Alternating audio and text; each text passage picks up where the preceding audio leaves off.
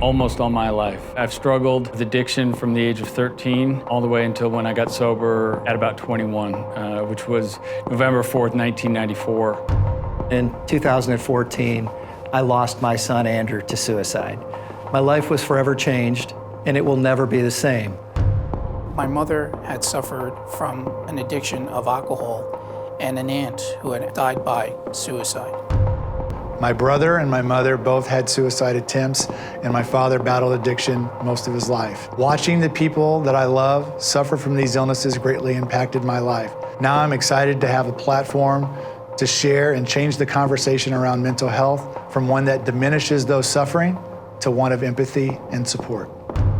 I am a suicide and abuse survivor, so I have a very personal connection to this topic. I was diagnosed with a number of mental health issues at a relatively young age in grade school, so pretty much my whole life I've been trying to learn more about what was going on in my own brain and then help other people learn about it too, so we can start having a better understanding of this thing. I want anyone to know who's suffering out there right now that help is available, that you are never, ever alone. If I could share anything with people when they're suffering, it's okay to not be okay. Everyone you meet is fighting a battle you know nothing about. Be kind, always. What I want people to know who are suffering is that help is out there and you are never alone, and getting help can make all the difference it did for me. The moment you make the decision to get help, it'll be the best decision you ever made. We all experience stress and anxiety and frustration and doubt and guilt, and that should be a connecting point for you. We are all in the same boat.